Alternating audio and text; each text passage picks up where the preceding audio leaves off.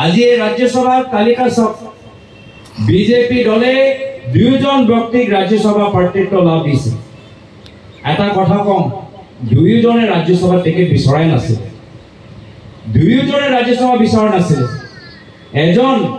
এজনে ভাবিছে ৰাজ্যসভা নালাগে মোক লোকসভাই মই ভাল আছে মই তাত মন্ত্ৰী আছিলো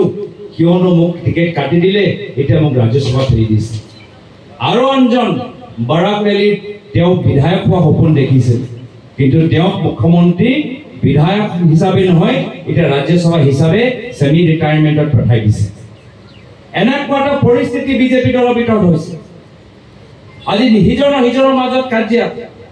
আৰু এই ক্ষেত্ৰত মই মুখ্যমন্ত্ৰী হিমন্ত বিশ্ব শৰ্মা ডাঙৰীয়াক মই ধন্যবাদ জ্ঞাপন কৰিছো যেতিয়া আমাৰ লগত আছিলে কত কাজিয়া আমাৰ লগত মাজত লগালে বিসম্বাদ সৃষ্টি কৰিলে এতিয়া আমাৰ পৰা গোটেই বেমাৰীটো লৈ এটা বিজেপি দলক তেওঁলোকে সোমাই গৈছে আৰু সেই কাৰণে আমাৰ দল এটা সুস্থ হৈছে আমাৰ দলৰ ভিতৰত সন্দেহজনক মানুহ যদি আছিলে সেইখিনিও হিমন্ত বিশ্ব শৰ্মা ডাঙৰীয়া পিছে গুচি গ'ল এতিয়া আমাৰ লগৰ দলৰ মাজত মাত্ৰ নিকাহ মানুহ আছে মাত্ৰ নিষ্ঠাৰে কাম কৰা মানুহ আছে আৰু আমাৰ এটা দলৰ নতুন পৰিৱেশ চাই অসমৰ ৰাইজক সেৱা কৰা মানুহবোৰ এতিয়া আকৃষ্ট হৈছে মানুহবোৰে গম পাই গৈছে কি নহয় বিজেপি দলত থাকিলে হিমন্ত বিশ্ব শৰ্মা ডাঙৰীয়াৰ আজি তেওঁলোকৰ পইচা আৰু বহুবলি ৰাজনীতি কৰিব লাগিব কিন্তু যদি আমি কংগ্ৰেছ দলত আহো তেতিয়াহে গৈ আমি জনসাধাৰণক আমি আগুৱাই লৈ যোৱা আৰু গাঁও অঞ্চলত উন্নতি পোহৰ আনা এটা ভাল ৰাজনীতি আমি কৰিব পাৰিম আৰু সেই কাৰণে আমাক এটা নতুন আমাক চেহেৰা লাগিব এতিয়া আমাক অলপ প্ৰগতিশীল চিন্তা কৰা মানুহবোৰ লাগিব এটা আমাক পুনৰবাৰ যিবোৰ আমাৰ পুৰণা কংগ্ৰেছ কৰ্মীখিনি যি কিবা কাৰণত বহি গৈছিলে তেওঁলোকৰ ওচৰত যাব লাগিব মই আশা কৰো কি যদি আমি সকলে এনেদৰে একগোট হৈ থাকো তেতিয়া আহাবাৰ বিশ্বনাথ গহপুৰ বিহালী 3টা সিট আমি বিধানসভা জিকিবলৈ গৈ আছো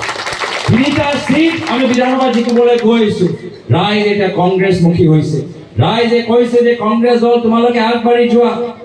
তোমালোকে মুখ্যমন্ত্ৰীৰ বিৰুদ্ধে হৰপ হোৱা আৰু তোমালোকে নিষ্ঠাৰে কংগ্ৰেছ কৰা আৰু সেই কাৰণে আজি এনে ধৰণৰ সভা মাজে মাজে আমাক পাতিব লাগে দলে এটা বিশেষ দায়িত্ব মোক দিছে যে আহা বিহালী উপনিৰ্বাচনত আমাক সময় দিব লাগিব আৰু মই কৈছো কি মই বিহালী প্ৰত্যেক গাঁও যাবলৈ মই প্ৰস্তুত আছো যদি আমাৰ বিশ্বনাথ জিলা কংগ্ৰেছে ভালদৰে সকলোৱে মিলিজুলি মাত্ৰ বিহালী দুটা ব্লক কংগ্ৰেছ নহয় গোটেই আমাৰ বিশ্বনাথ জিলা কংগ্ৰেছৰ প্ৰত্যেক কৰ্মী যদি আহা দিনত বিহালীৰ আমি পথাৰত নামি যাওঁ তেতিয়া নিশ্চয় বিহালী ভিতৰতো আমাৰ জয় হোৱাটো নিশ্চিত এনেদৰে আপোনালোকে কাম কৰি যাওক আজিকালি মই দেখিছো যে আমাৰ কামবোৰ চাই এতিয়া মুখ্যমন্ত্ৰী অলপ ভয় কৰিছে গম পাইছে যে অলপ দিনৰ পিছত ভূপেন বৰা ডাঙৰীয়া কোৱাৰ দৰে SIT কেছ লাগি যাব SIT কেছ লগা আগতে তেওঁ কৈ দিছে মই নিজৰ গোটেই ধন সম্পত্তি দি দিম SIT কেছৰ ভয়ত ভূপেন বৰা ডাঙৰীয়াৰ SIT কেছৰ ভয়ত এটা মুখ্যমন্ত্ৰী কৈছে মোক আৰু নিজৰ সম্পত্তি নিজৰ লগত নালাগে মোক গৌৰৱকৈ দি দিম আৰু মই কৈছো যে মোক মুখ্যমন্ত্ৰী হিমন্ত বিশ্ব শৰ্মা ডাঙৰীয়াৰ সম্পত্তি নালাগে কিন্তু ইমান সম্পত্তি কেনেকৈ হ'ল সেইবোৰ কাৰণ আপোনালোকে ৰাজহুৱা কৰক মোৰ যদি পৰামৰ্শ মুখ্যমন্ত্ৰী হিমন্ত বিশ্ব শৰ্মা ডাঙৰীয়া ল'বলৈ বিচাৰে তেতিয়া মোক মাটি সম্পত্তি দিব নালাগে কিন্তু নিজৰ বাগানৰ মাটি তেওঁলোকে বাগানৰ শ্ৰমিকসকলক দি দিয়ে মোক মাটি দিব নালাগে কিন্তু নিজৰ ৰিজৰ্টৰ মাটি সেই অঞ্চলৰ খেতিয়কসকলক দি দিয়ক মোক মাটি দিব নালাগে মোক সম্পত্তি দিব নালাগে কিন্তু নিজৰ হে প্ৰাইভেট স্কুল আজি তাৰ পৰা দামী তেওঁলোকৰ ফিজবোৰ উঠাইছে এই পইচা যোগেদি আমাৰ গাঁৱৰ ভিতৰত চৰকাৰী স্কুলৰ শিক্ষকসকলক সেই পইচাবোৰ দিয়ক আৰু আমাৰ গাঁৱৰ চৰকাৰী স্কুলবোৰ উন্নত কৰক